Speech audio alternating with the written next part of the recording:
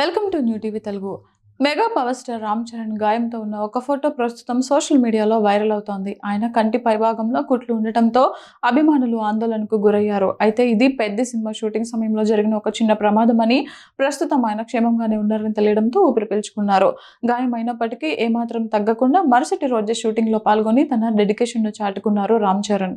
గత నెల చివరి వారంలో దర్శకుడు బుచ్చిబాబు సానా తెరకెక్కిస్తున్న పెద్ది సినిమా షూటింగ్ జరుగుతోంది. ఒక కీలకమైన యాక్షన్ సన్నివేశాన్ని చిత్రీకరిస్తున్న సమయంలో ఈ ప్రమాదం చోటు చేసుకుంది. డూప్ లేకుండా సొంతంగా స్టంట్స్ చేసేందుకు ప్రయత్నించగా రామ్ చరణ్ కంటి పైభాగంలో గాయమైంది. వెంటనే స్పందించిన చిత్ర యూనిట్ షూటింగ్ ను నిలిపివేసి ఆయనకు చికిత్స అందించింది. గాయం తీవ్రత దృష్ట్యా వైద్యులు 4 కుట్లు వేసినట్లు సమాచారం. ఈ వార్త తెలియగానే అభిమానులు సోషల్ మీడియాలో గెట్ వెల్ సూన్ చరణ్ అన్న అంటూ పోస్టులు పెట్టారు. వైద్యులు విశ్రాంతి తీసుకోవాలని సూచించిన రామ్ చరణ్ తన వృత్తి పట్ల ఉన్న నిబద్ధతను ప్రదర్శించారు.